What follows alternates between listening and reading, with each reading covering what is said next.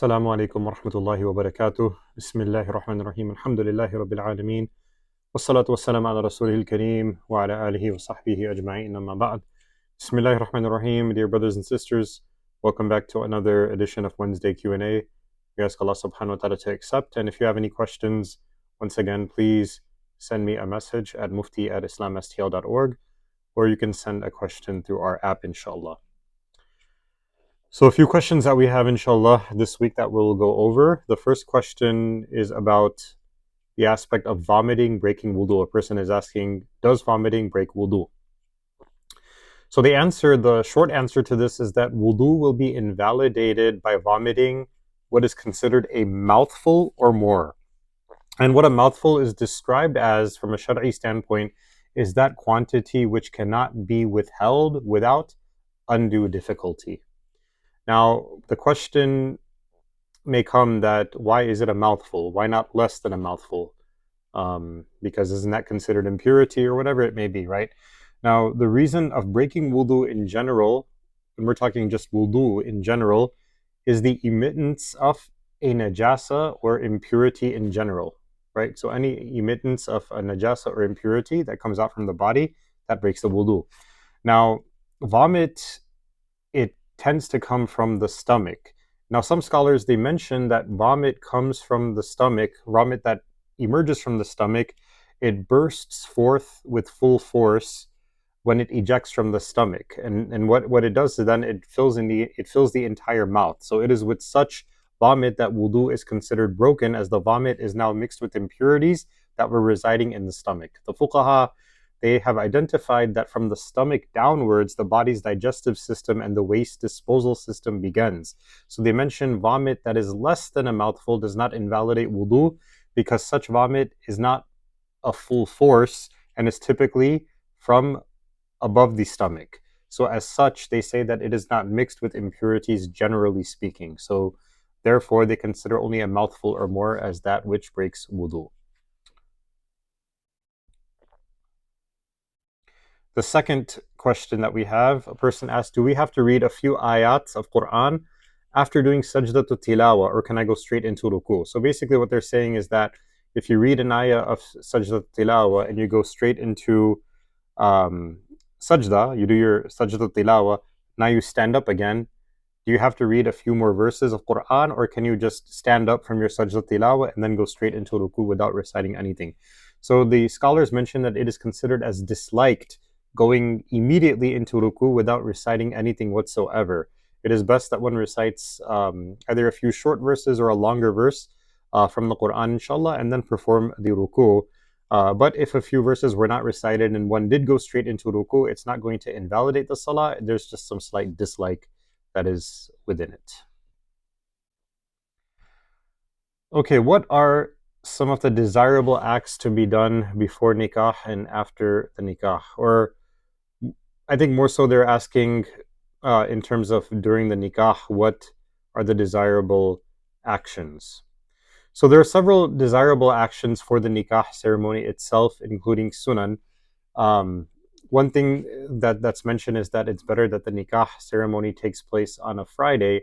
This is a time of barakah, and particularly scholars also mention the time between Asr and Maghrib, because there's a time on the day of Jum'ah in which du'as are readily accepted, and many say that it's the hour between Asr and Maghrib on a Friday. The nikah also should be publicized. We'll talk a little more about that, inshallah. Nikah should be in a masjid. Both of these last 2 points are mentioned in the hadith of the Prophet ﷺ. It's also mentioned that a pious or a righteous person should preside over the nikah, should be the officiant, I guess you can say, over the nikah. It's good to have that. The witnesses should be such that they are honest and upright people. The khutbah or the sermon should be delivered, and also a walima banquet should also be prepared for the ceremony. The khutbah, of course, is also a part of the nikah ceremony, but it's not one of the fara'id. The only thing that's there to actually complete or fulfill a nikah is the ijab and qabul, proposal and acceptance between the bride and the groom in the presence of valid witnesses. As long as that is done, the nikah itself will be sufficient. But doing a khutbah is also something which should be done. Now, the aspect of announcing the nikah and making it publicized, that's mentioned in the hadith of the Prophet ﷺ, where he says, "A'linu an-nikah," that announce the marriage. Another ahadith say that the difference between a lawful and unlawful marriages is the use of the daf and the raising of the voices. Now, what that means is that using the daf, or the type of drum, it's permissible to use that type of drum when announcing the nikah. This is mentioned in the hadith of the Prophet ﷺ. The second thing, raising voices and making it known publicly to people that so and so got married, that is also considered something good. It should be known to the people, and it should be announced that such and such people got married. Now, when it says unlawful, if somebody does, for example, a nikah where they have not publicized it to anyone, it's only the witnesses know about it and no one else. Yes, that is discouraged if it's not announced, but it's still considered a valid nikah. But it just means that it won't be as filled with that barakah and joy as it should, because a nikah should be something that is spread with good news. So the beating of the daf, is a type of announcing, because whoever hears it, they come to know that a marriage has taken place. And we have to remember too that other types of instruments cannot be used. The hadith particularly mentions the daf. Witnesses as well, that's a way of spreading the good news. And then the walima as well. The walima is a sunnah of the Prophet ﷺ also. The Prophet ﷺ himself told Abdurrahman ibn Auf, for example, on the occasion of his marriage, perform the walima even if it is with one sheep. And the Prophet ﷺ himself, as mentioned in the hadith when he married Safiya bint Huway radiallahu ta'ala anha, that he himself had held a walima for his companions at that particular time, as well after the Battle of Khaybar. Okay, next question. Can one join the Imam after the Imam has done sajdatul sahu? So if the Imam is in qaida akhira, the last sitting, he has done sajdatul sahu for a mistake that was committed, and then the person joins salah before the salam, is it allowed? So the general principle is that one may join the Imam so long as the salam to end the salah has not occurred. So that's one thing. And the second thing is, whenever the person makes up the rak'ahs that they missed, the muqtadi does not have to make up the sajdatul sahu that was done by the Imam if it was missed. So those are two things that are mentioned. Okay, is dyeing your hair other colors like blue or red permissible for males? Subhanallah. So dyeing or coloring the hair, now from a general standpoint, dyeing or coloring the hair when it's losing its natural color, it is permissible according to the scholars in any reasonable color, so long as it does not resemble the hairstyles or the hair colors of those people who are sinful. Many times people want to dye their hair a certain bright color or whatever because this rock star has it, or this pop star, or this actor, or this actress, or this sports person, or somebody has it, so they want to do it to look like them, or this athlete, or whoever. Now, the dye or the hair color used, it should blend into the hair and not cover the hair as a coating or a shell. The Prophet ﷺ, there's a narration that comes regarding the father of Abu Bakr as-Siddiq radiallahu ta'ala an. It says, Utiya bi Abi Quhafa, that Abi Quhafa radiallahu ta'ala an, Abu Quhafa, who was the father of Abu Bakr as-Siddiq radiallahu an, it says, he was brought to the Prophet ﷺ on the day of Fath Makkah, وَرَأْسُهُ وَلِحْيَتُهُ كَالثَّغَامَةِ, and it's mentioned that his hair and the beard were like the thagama. بياضا, they were white like the thagama. So فقال رسول الله صلى الله عليه وسلم غيروا هذا بشيء واجتنبوا السواد. So the Prophet ﷺ said, change this with something, but avoid pure black. Imam Nawawi rahmatullahi alayhi, he says that with regard to thagama, it is a type of plant which produces white flowers as well as fruit. So the whiteness of his hair was like the whiteness of those flowers. Other scholars mention it is a plant that is white as if it were salt. It was white just like that. So Abu Quhafa radiallahu anh, his name was Uthman. He was the father of Abu Bakr as-Siddiq. He became Muslim.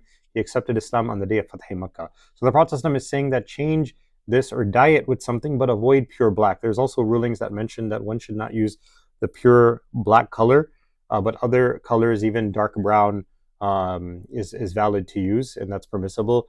Black was considered permissible to use in certain circumstances and cases only, as mentioned in other ahadith of the Prophet ﷺ. Okay, final question that we have is, a person is asking about an iddah question. A woman's husband passed away and she is at present in iddah. Her mother is extremely old and incapable of moving. Will it be permissible for the woman in iddah to go visit her mother who lives just a few miles away?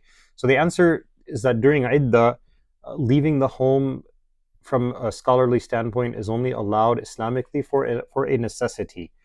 Um, Now, visiting an ailing mother who is elderly, who has who has difficulty on her own, that would be permitted, provided that all other regulations of iddah are adhered to. For example, not over adorning oneself, or wearing and also wearing appropriate apparel, and returning home prior to the night as well. One should not go out and dress as if they're going to a party or a dawat or anything like that, but rather go out, of course, with haya and modesty, but fulfill the need, whatever needs to be done out of necessity, and then come back home at night. Regarding the evidence of this in Bayhaqi, there is a narration that mentions that there were a few women in iddah, and these women were in iddah because they had lost their husbands in the Battle of Uhud. Right, their husbands had been martyred in the Battle of Uhud, and they became widows, so they were in iddah. So it's mentioned that they came to the Prophet sallallahu alaihi wasallam, um, and it's mentioned فجئنا النبي صلى الله عليه وسلم فقلنا يا رسول الله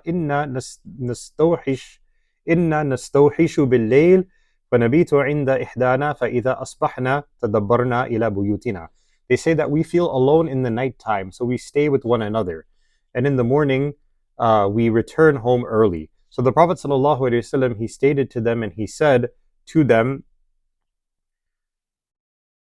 it says تحدثنا عند إحداكن ما بدا لكن أردتن فإذا أردتن النوم فلتؤب كل امرأة منكن إلى بيتها. This is mentioned in Bayhaqi. So the Prophet ﷺ, he said that there is no objection in talking to one another at the home of one of you. However, when you intend to go to sleep, then every one of you should return home to sleep in your own home.